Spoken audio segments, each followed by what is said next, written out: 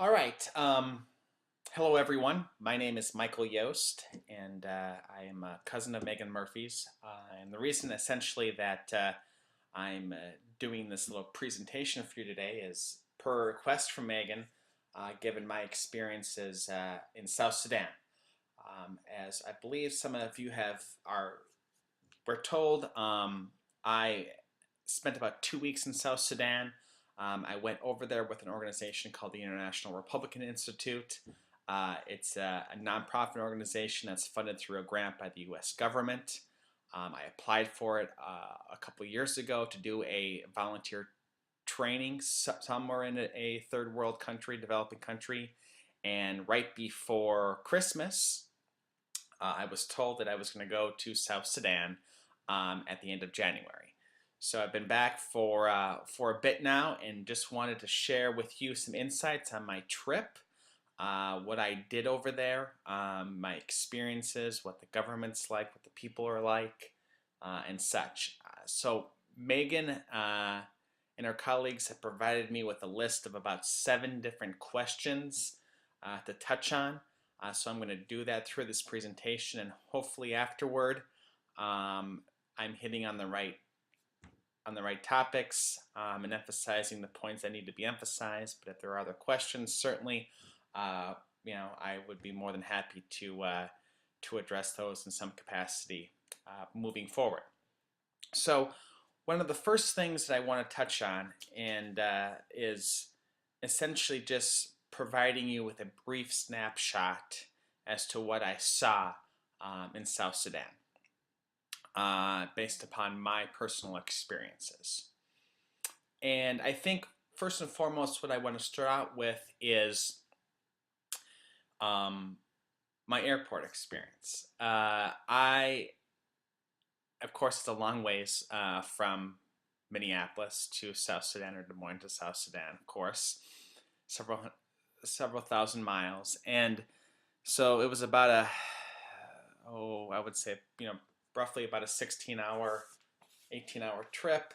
Um, there are only certain airlines that fly into Juba, which is the capital of South Sudan. So I had to stay. So I went from Minneapolis to Amsterdam, from Amsterdam to Nairobi, which is in Kenya. Stayed overnight in Nairobi, and then flew to Juba, which is about an hour and a half flight. Got into the airport, and it's really unlike any other airport you've seen. It's a lot smaller than the Des Moines airport. Essentially, the arrival gate is a little tin shack, and we got off the plane on tarmac outside, went to the tin shack, and waited in this little built. It's essentially a shack, so it's a building, so you're really bunched together in a tight room, and your bags are transported in a little wagon with a little tractor, and they were kind of funneled through a little, I would call some sort of like cattle chute or something. So your bags kind of came out there into a little room, and then you just picked up your bag and went through a whole little process to ensure that there was nothing that shouldn't be in your bag and such. So we had different checkpoints to get through after that. I got into a vehicle. We had a security detail there for us. So we got into our Toyota Land Cruiser. They transported us throughout the city. We were never allowed to walk on foot anywhere. So everywhere we went, we were driven around. So they picked us up, and we traveled to our camp in Juba, where we stayed. And in terms of traveling, I do want to touch on that, specifically on the roads. There aren't a lot. The roads, the infrastructure in Juba is horrific. Juba is about 8 million people, so it's a little larger than the state of Iowa or Minnesota, where I'm from. So it's about similar to the population of about, I would say, like Virginia or New Jersey, but they literally have hardly any paved roads. So our travel experience wasn't too bad in the city, since that's where the majority of the paved roads were. But just think about it: in the entire country of South Sudan, there are between about 100 and 200 miles of paved road, excuse me. and I looked up some statistics in our country as to how many miles of paved roads we have, and we have um, 55 million miles. Just think about that, 55 million miles of paved road in the United States. Um, so this creates a lot of problems. It took us a while to get to our camp, but based upon some of the conversations that that I had um, with with some of the people that worked at the campus, some of my colleagues that are permanently stationed in South Sudan from IRI, it takes excruciating long periods of time to travel any sort of distance in the country. So for a trip of, let's say, between like 100 miles roughly. So comparison, a trip from Des Moines to Iowa City maybe. In South Sudan, it takes anywhere between 8 and 10 hours to make that trip. Um, and isn't that so? That was just amazing to me because the fact that they don't have any paved roads. It's all roly poly, hill or roads that are dirt and very narrow, et cetera, et cetera. Um, so that was something that I thought, in terms of just driving, that was one of the first things that we did. Obviously, being there, it wasn't too terribly bad in the city where I was primarily stationed at, but nonetheless, it was quite an experience and quite an adjustment. Just kind of given the overall surroundings. The living arrangements in Sudan, for me, comparison to the typical South Sudanese, were drastic in terms of the comparisons. Um, for example, I lived in a camp, which is right along the White Nile, right along the Nile River. It was an expat camp. There were a lot of NGOs there. There were other companies like Caterpillar that you probably heard of, a consulting firm called Deloitte. Primarily the people that were stationed there were US citizens or individuals from Europe. We had a nice,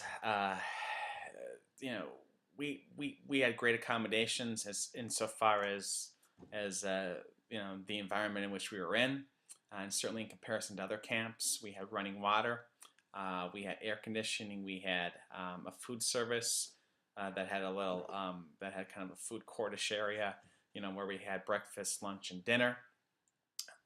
We had running water, bed. I had cable television even. We had Wi-Fi. I live in apartments. I'm going to show you, hopefully on the screen here. It's just are some pictures of the camp itself that I'm putting up now.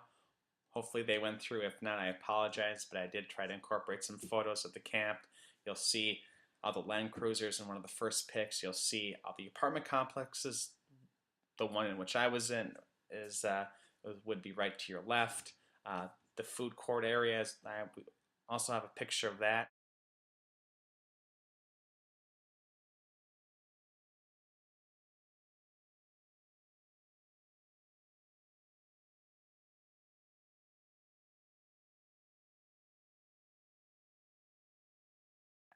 Um, the food there was very bland. It was food from Kenya, so we were having basically a lot of the meals were rice and chicken, a lot of rice and chicken, a lot of lamb. We did have certain nights where they had like a Mexican night or a pizza night, which was rather popular with everyone. So that was kind of you know the nuts and bolts as to how I lived. We drank bottled water all the time. Didn't drink out of the faucet, and in fact, we were advised not even to brush our teeth with water from the faucet. So we had drinking water, constantly to brush our teeth, to drink from. It was very, very warm there, about over 100 degrees Fahrenheit on most days. So we drank a lot of bottled water. Now, in comparison to our living conditions, the typical South Sudanese lived, quite frankly, in some pretty terrible conditions. I have some statistics here that I think just kind of give you an idea as to just what I'm talking about. According to, and unfortunately, some of the figures that I am referencing aren't 100% accurate because of just the country itself. It's very much still being, I mean, the ability to get absolute detailed information like we are in the United States isn't as fine tuned. Just given the developing nature status of the country. But some of these statistics are widely read and widely dispersed among NGOs and among other governments. A couple of them, I'm just going to kind of run down a few of them. Only 55% of the population in South Sudan has access to drinking water. So just think about that. We had drinking water. Our water was purified. The water that was coming out of the shower or the faucet, but we had, we had bottled water. But the majority of the people didn't have access to drinking water that was clean and safe. Less than 1 in 5 South Sudanese knows how to or can read and write. Less than 90% of South Sudanese women can read and write. 1 in 9 children in South Sudan die before the age of 5. 9 in 10 South Sudanese, just think about this, 9 in 10 South Sudanese live on less than $1 a day. So the majority of these people, and there was a small refugee camp right outside of where we stayed at, and a lot of them didn't have clothes. A lot of them, there was a river right next to it, or right next to our camp, so it was near them, so they did have access to water, but it was ridden with diseases, some of them which they were probably immune to, but nonetheless, they can get very sick from. There was no schooling available for them, of course. And interestingly enough, in terms of just their situations as it relates to schooling, the majority of the people there, it was pretty interesting because there were schools, elementary school, middle schools in the capital city of Juba, which of course I stayed at, but they actually, of the students, or of the children that went to school, which I would say are a very minimal percentage of the overall population, there are a variety of statistics that have been that have been floating around. There's like 1.5 million South Sudanese children that don't go to school, that don't have access to any education whatsoever. That's why, of course, you see those high numbers of folks that don't know how to read and write. But of those that do go to school, in Juba, they actually have, they don't go to school for the whole day. They go to school like for 3 hours. Then they come home, and then a new group of students come during midday, and then a new group of students come for the afternoon. So they're kind of 3-hour segments of schooling for students, and they're broken up.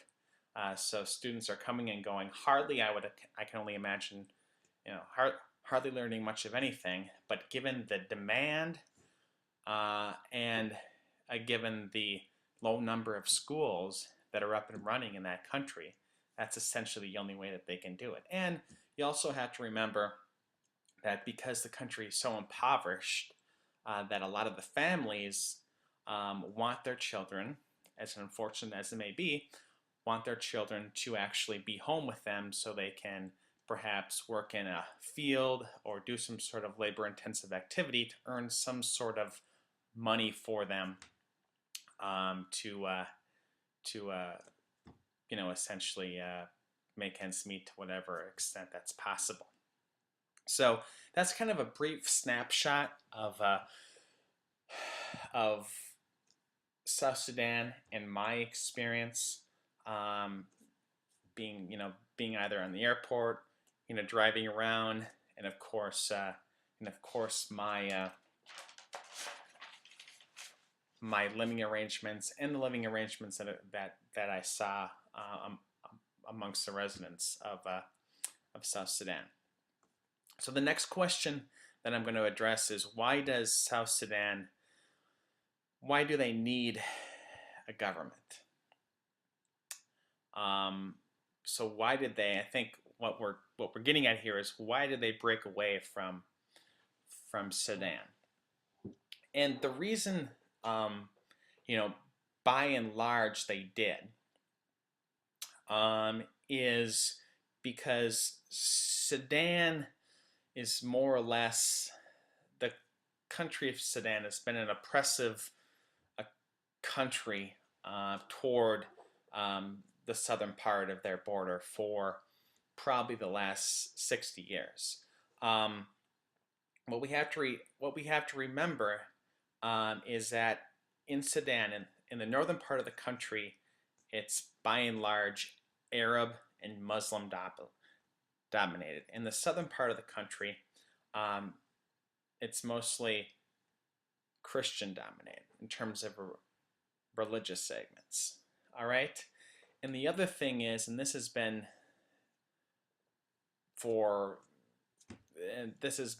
something that's been apparent for decades, is that South Sudan, or the country which is now South Sudan, but the southern part of what was originally Sudan, is very much underdeveloped in comparison to the northern part of the country.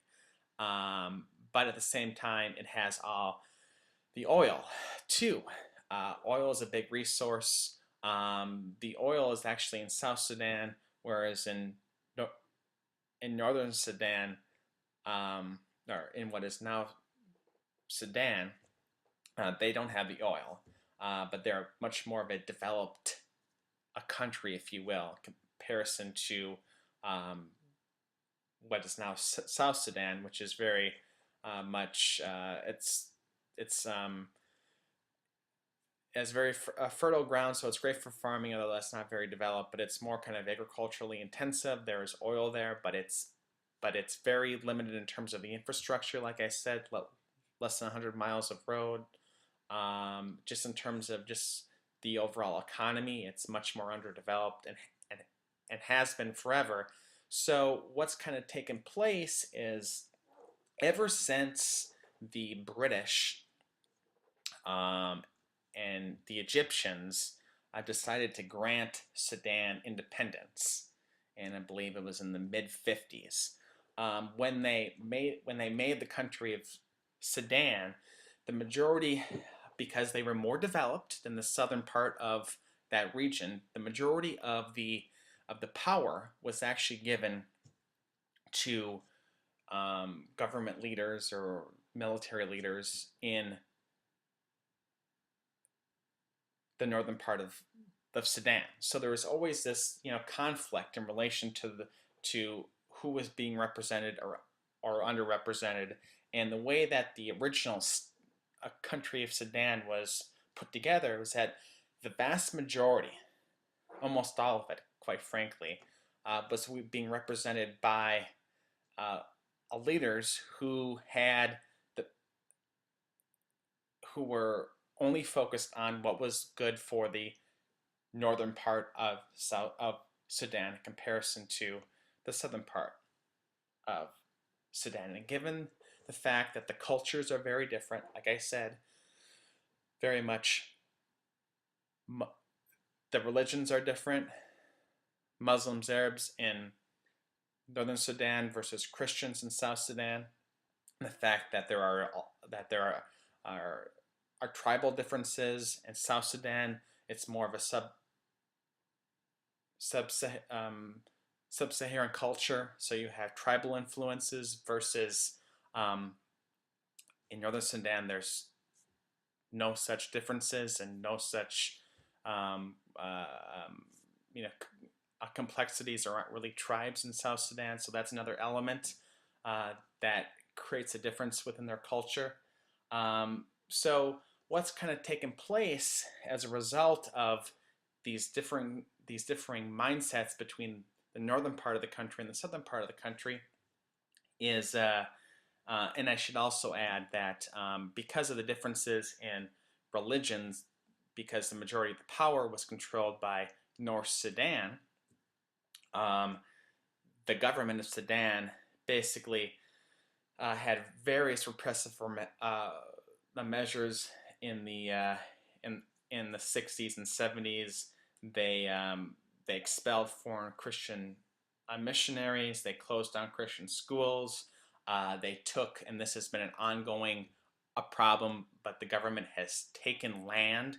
All the fertile land is in South Sudan for the most part, right? So that's where you can grow crops and such. Well, the government's taken land from these landowners and given them to government leaders. This has been a huge, huge problem, obviously, and created a lot of friction and such. And as a result of some of these repressive measures and the religious differences and the cultural differences, there have been two civil wars. Now this is getting onto my to the next question that I wanted to address, is just the civil war. There have been two civil wars that have broken out in the country in the last 60 years.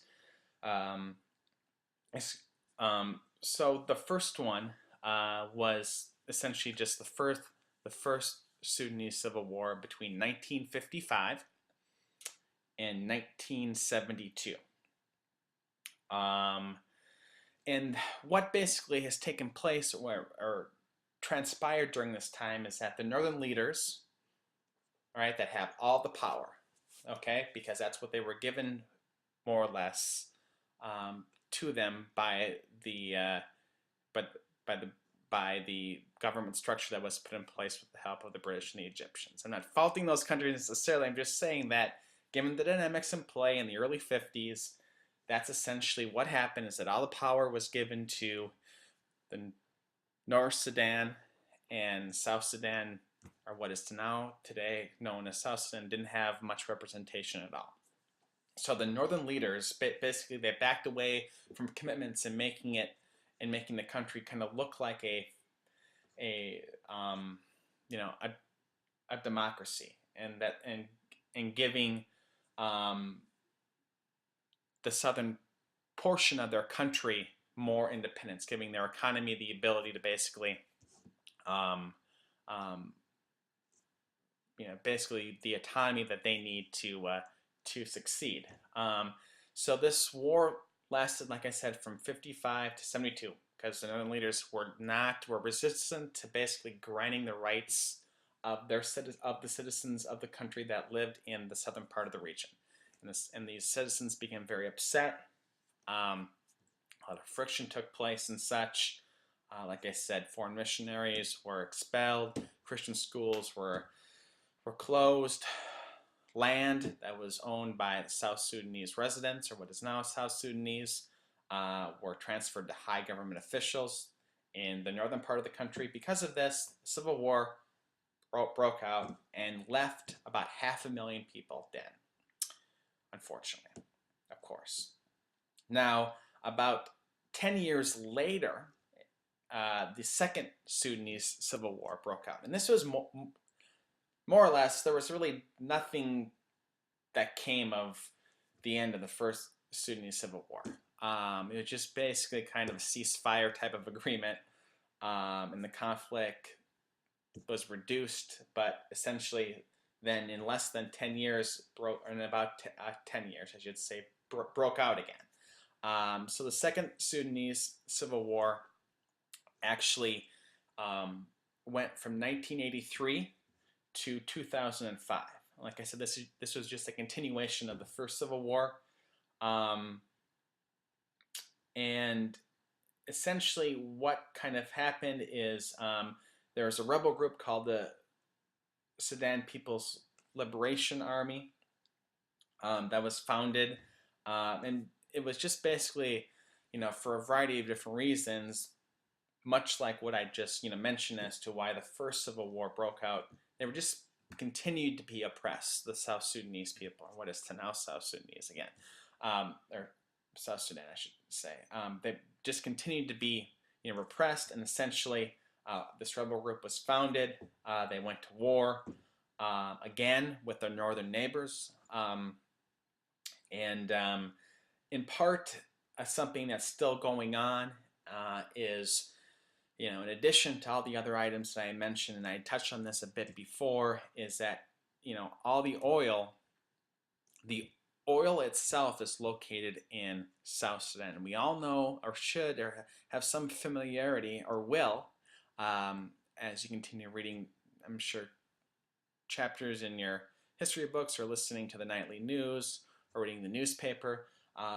Oil plays a huge role, for better or for worse, in terms of just this geopolitical world that we live in terms of just some of the ongoing issues that we're having internationally and also, of course, domestically. So everyone wants oil, right? Because they want to power their vehicles, they want to power um, you know, their economies, for electricity, whatever it is. Oil's very, very useful, very important. All the oil is actually in South Sudan. The pipelines, so to get this oil out of South Sudan, are located in the northern part of the country, all the infrastructure that is, because it's a much more developed country. And there have been ongoing issues, and in part, this is what drove at least the latter part of the Second Sudanese Civil War, was the fact that their northern neighbors in the northern regions of the country constantly wanted to take advantage of the oil fields that were in South Sudan. So basically trying to rip them off left and right and getting their oil without paying for it or whatever it might be, or just taking advantage of without adequately compensating them for new oil fields that were founded or, or whatnot. There were frictions in relation to the usage of oil. The nuts and bolts of the oil issue is that there were just frictions in relation to the usage of oil between where it was actually discovered and how it was transported. So this again, lasted a bit over 20 years, from 83 to 2005. Interestingly enough, this was one of the most devastating civil wars in recent memory. Roughly 2 million people died as a result of the Civil War. 4 million people have been displaced. These numbers rival or are the highest of any since World War II. It's pretty interesting. We never hear really about the Civil War in Sudan. I mean, we do perhaps a bit through some of the individuals that have actually went there and tried to make it a bit more apparent within our news media and such. But we all know, I've heard about this World War II, but the Sudan Civil War is one that's had a devastating impact, killed millions of people, deprived many others of their homes and such, and has had a lasting impact, an unfortunate lasting impact for the worse throughout the whole continent of Africa, and quite frankly, throughout the world. So that's kind of a very broad overview of why did South Sudan need a government. There are a lot of more complexities involved, but like I said, I just wanted to give you some elementary ideas and concepts as to why that government needed to be formed by South Sudan, what the whole civil war with Sudan and what the whole civil war with Sudan was about, and why and essentially why why we're here, or essentially why these things have not only happened, but how we essentially got to where we are today. So in 2005, now I'm going to come to the next question is, well, how did they choose a democratic government? But before I do that, I do just want to touch on the fact that so the Civil War lasted to 2005, okay? So in 2005, basically there was an agreement made a ceasefire agreement and such. And they signed a peace deal. The North and South signed a peace deal in 2005 after this devastating civil war, the second civil war in 50 years. Millions of people, like I said, impoverished, dead.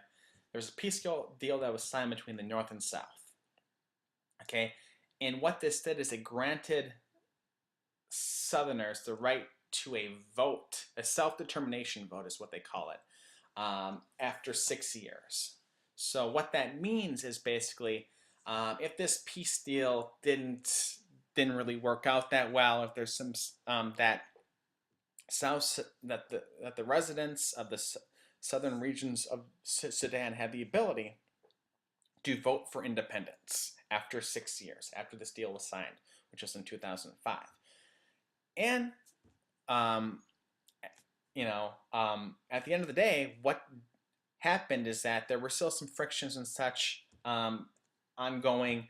The South Sudanese, or the residents of the southern border or the southern region of Sudan, weren't comfortable with what was going on there, and they then in January of 2011 voted to secede from the North.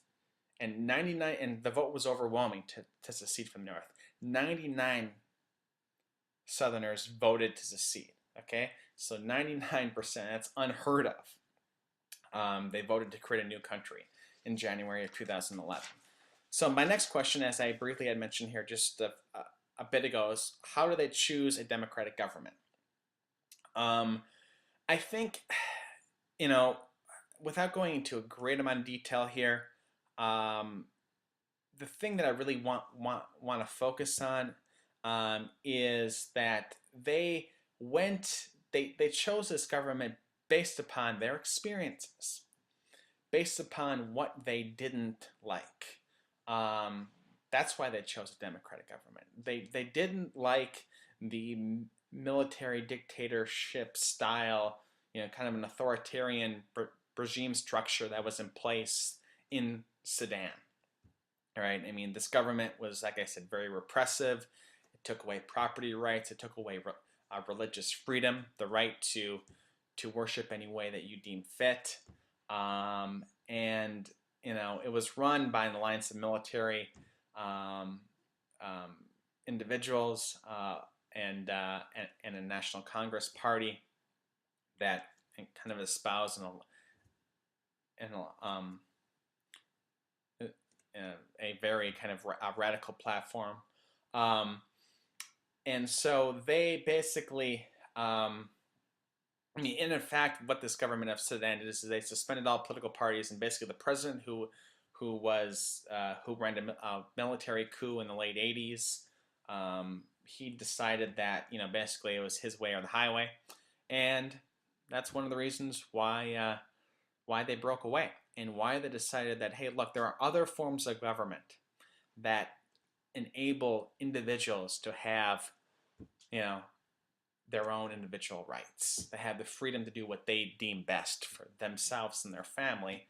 And they determined that, well, we don't like this, this style of government at all. And they were originally supposed to be a democratic government. All right. Sudan was, when they were founded. But they went away from that. And the Sudan people, in South Sudan that is, they said, look, we want to actually go back to what we saw was supposed to be, the way that we were supposed to be governed, and that is through a democratic government. So that's the government that we want to have. Obviously, there was a lot of influence through other governments because, of course, being the United States, being, Britain, being other European governments, we have, forms of democratic government and believe that those are the best. So we certainly were helpful in encouraging them. But of course, their people chose overwhelmingly, 99%. But we're along there to help them, to give them a lending hand. It's one of the reasons that I was there and trying to help out. In terms of, so that's why they chose a government, or they chose a democratic government. In terms of their constitution, so like I said, this is their brand new country, the newest country in the world. Their constitution was published in April of 2011. and it was ratified in July of 2011. It actually came into force just after our Independence Day and on July 9th. So the Constitution is, interestingly enough, I mean, this thing is very, very similar to what our Constitution looks like. You look at the country today, and being there, of course, it certainly doesn't look anything like what we're familiar with. I guarantee you that. But the Constitution sets up a democratic government. I mean, they have a president. He's the head of state. He's the commander in chief, much like our president is, right? There's a Bill of Rights in the Constitution, much like I believe what Megan had told me that you're learning about now on the founding of our country. We have a free. They actually have in their Constitution such things as, in the Bill of Rights or as a part of the Constitution, we want to we want to ensure that everyone has religious freedom, that there's a freedom from slavery, that everyone's guaranteed a free trial.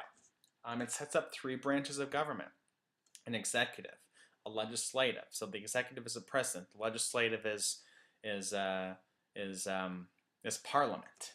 Is Congress, like what we have. The judicial is your judges and such. They have all 3 the branches of government. They have their legislative branch. They have what's called the National Legislative Assembly, which is like our U.S. House of Representatives, and they have the Council of States, which is like our U.S. Senate. Okay, they had defined terms of 4 years. They can serve for 4 terms, or 4 years, excuse me. Then they need to be reelected. The Constitution itself also sets up 10 states throughout the country of South Sudan. Right? I mean, they're a much smaller country than the United States, but they do in fact have 10 states. Okay, so each state has a legislative assembly. They have a governor, like every one of our states does. They have a deputy governor. We have lieutenant governors. So they're very similar on that note too. So yeah, I mean, there are a lot of similarities, and their constitution looks a lot like ours. In terms of the differences, I do want to briefly touch on this. I would say first and foremost, one of the differences is in relation to the power of the executive branch. So the power of the president. They have 3 branches of government, but to be honest with you, the 3 branches of governments aren't of equal power. That's our hope, that's our expectations that they will be right now. But as of right now, the president is kind of all-controlling, all-consuming, and both the legislative branch and the judicial branch, the judicial branch really isn't really set up that well, but it does much of anything. But the legislative branch basically looks to the president for guidance. And while this is fine and dandy, we certainly in our system of government, we have a legislative branch that certainly has its own voice, right? I mean, we have members of Congress, whether it be U.S. representatives or U.S. senators, that don't always say, President Obama, you're the best thing since sliced bread. I agree with everything that you ever said, and I'm never going to, criticize you or have a different, or I shouldn't even say criticizing, that's not the word, but a differing opinion of, on a particular issue. In South Sudan, the president essentially introduces all the pieces of legislation. Not the way that it should happen, right? I mean, the legislative branch introduces the pieces of introduces bills. There are thousands of bills that are being introduced by the U.S. Congress in any legislative session.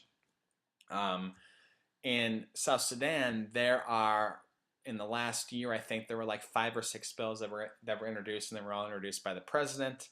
There are no public hearings. The bills are basically, if in fact a bill needs to be signed into law, and very few have been, maybe 1 or 2. Really, the legislative branch just defers to the president and says, whatever you want, we'll do for you, and we don't really have any opinion on anything. Not very healthy. So this is something that certainly is a lot different. My personal opinion is it's not very healthy, but the fact of the matter is that was one of the reasons why I was there, is to encourage a healthier debate and encourage the legislative body to actually have a voice at the table. So it's a lot different than what we are accustomed to in the United States. The legislative branch in South Sudan really, unfortunately, as of right now, doesn't do a whole heck of a lot, and we're trying to encourage them to familiarize and to just become more familiar with the process and to have a bit more understanding of what needs to be done. Uh, right now, a lot of them just kind of hang out, watch TV, and drink tea all day long.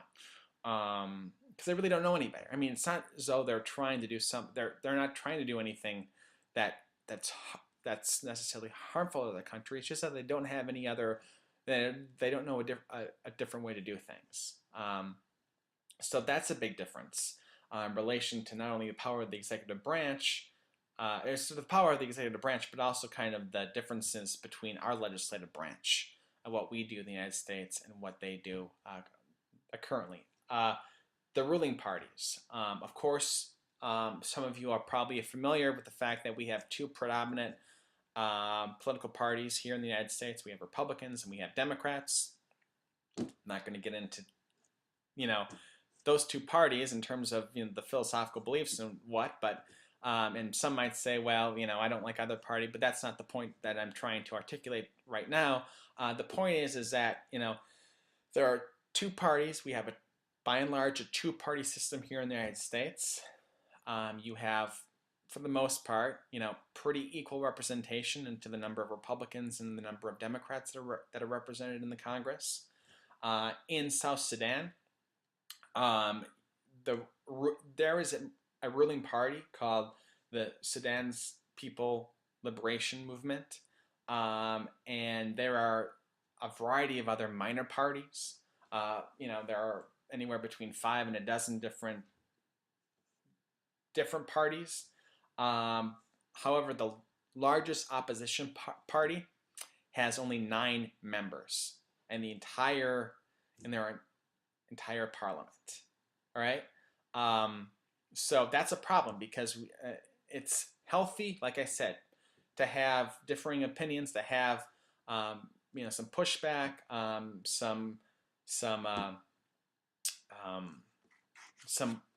we need to have oversight. Our legislative branch needs to have oversight over the executive branch, and we need to have political parties that are essentially representing the people and aren't all consuming and all controlled by one party versus another. Another interesting point in terms of the members of the parliament, and this kind of goes back to the power of the president, is that there are about 170 members of parliament that were elected by the people, but the president decided to appoint another 170 himself just for political favors. That's probably not a good idea. And also the members of the parliament here, of course, in the United States, they go back to their district. So your U.S. senators come back to Iowa. They live in Iowa. The members of Congress do likewise. But in South Sudan, the members of the parliament, their families, of course, the families of those that represented us in the U.S. Congress, some live back in their states or in their districts. Certainly, some of their family does. But the members of parliament in South Sudan, they never go back to their districts at any point in time. Their families live in an entirely different country. They live in Europe and in the United States, and they basically are very disengaged from their districts that they represent. So this is very, very different. I mean, by and large, the majority of the members of Congress come back to their districts after they're done voting. In Washington, in South Sudan, this never happens, or very seldom happens at all. So my last point, and I'm sorry for being a bit long-winded here, I see I'm coming up on the 45-minute mark, was what was your mission for going to South Sudan? And that's, and I'm just going to stop here. I do hopefully have a picture that's showing up now that was taken on the steps of the Parliament. As we have the entire delegation there, or individuals that we worked with. That I'm going to go into a bit more detail now about. But our mission, or my mission in going over there through the International Republican Institute, was essentially to, and this isn't just necessarily just for South Sudan, but it's for any third world developing country across the world. Ultimately, our objective, the objective of the International Republican Institute, is to promote democracies and democratic forms of government in emerging democracies, and to help with legislative bodies in advancing those principles. So in governments that are just starting to be formed, that were essentially trying to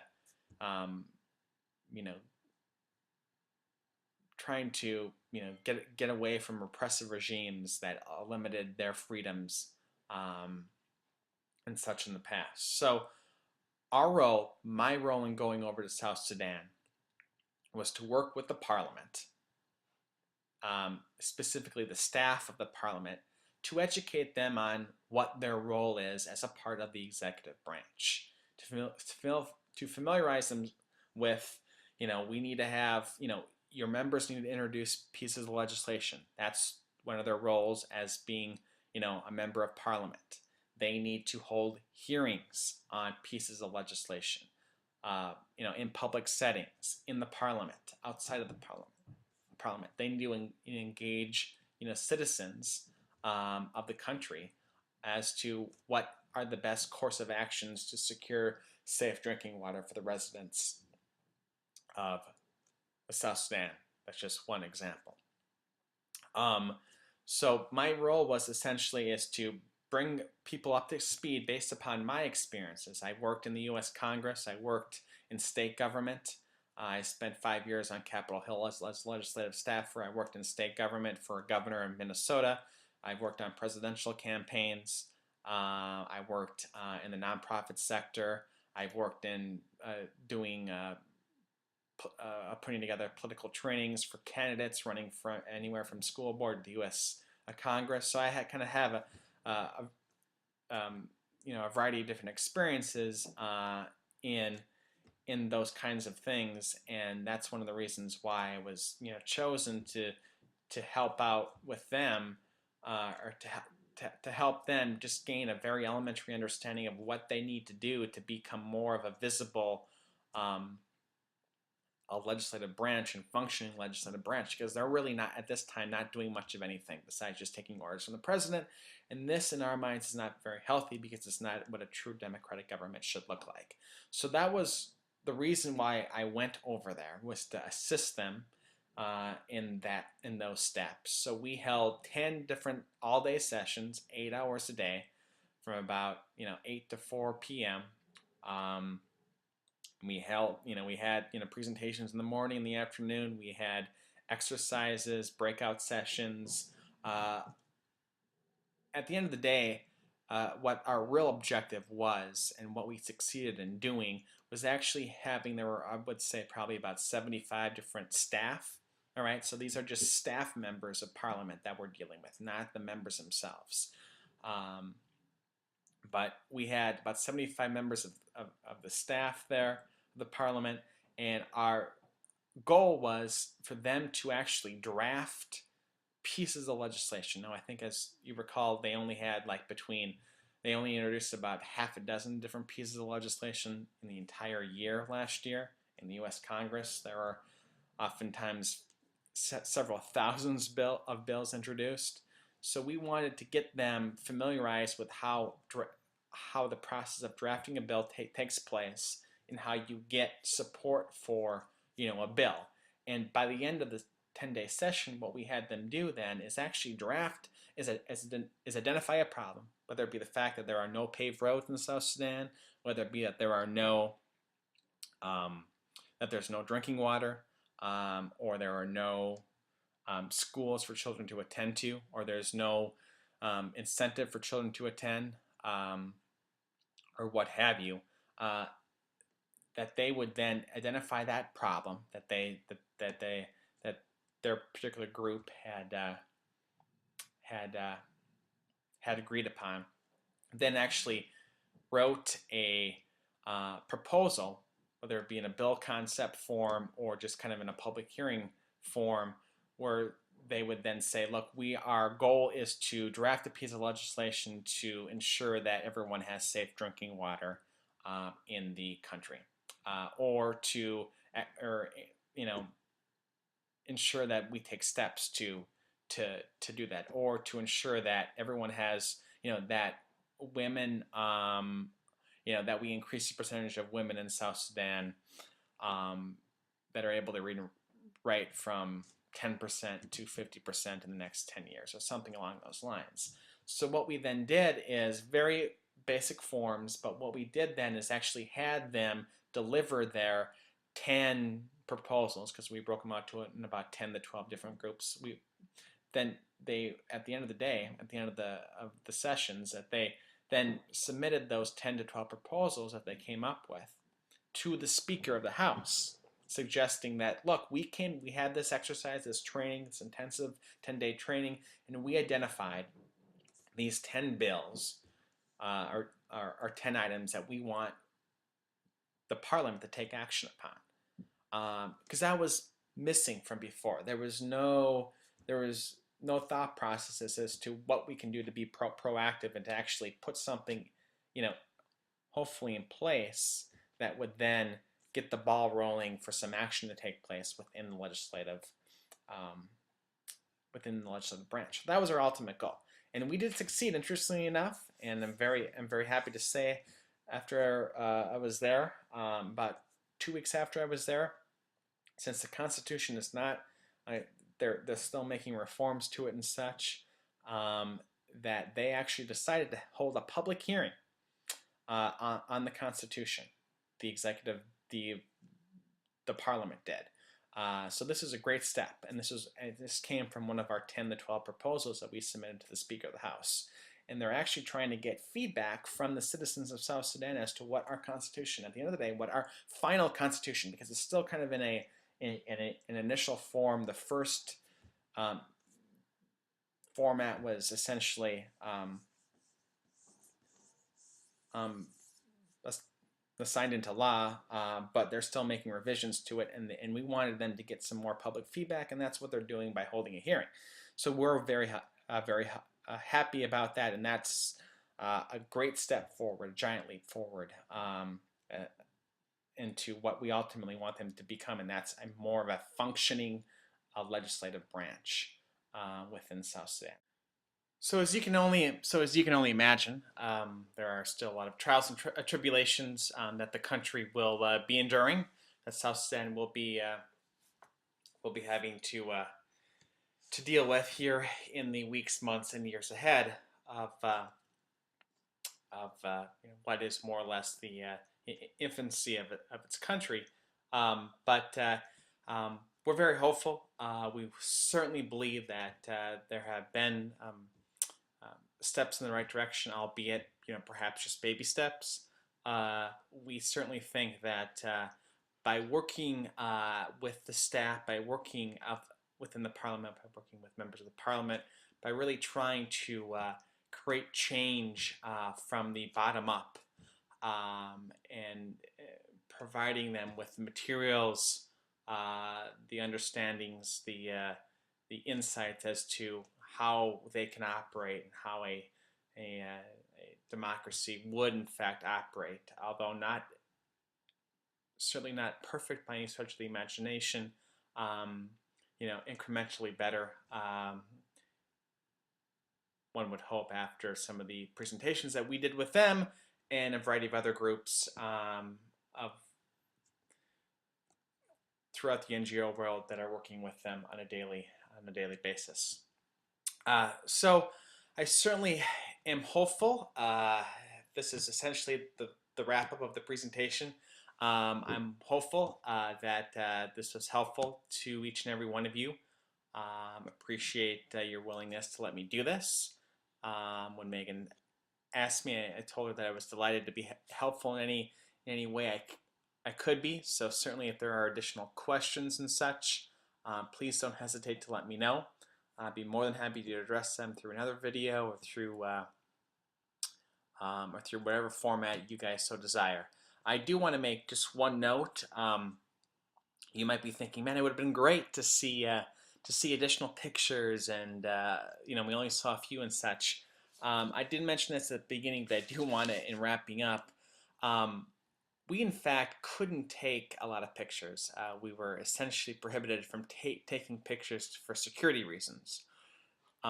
So the few pictures that I did get were within the camp, and the one was actually taken in more of a kind of an informal setting on the steps of the parliament there that I showed you. So outside of the camp, for the most part, I couldn't take any pictures. As I said, just for our security, in general, due to the fact that the government, I guess, thought in fact there could be spies or whatnot. I don't know how much of an exaggeration that is, but I know that there were some not so nice experiences with a few individuals who were taking pictures from the U.S. and from Europe. So in fact, that was frowned upon, and we thought, well, we won't take pictures, and that pretty much settles that issue.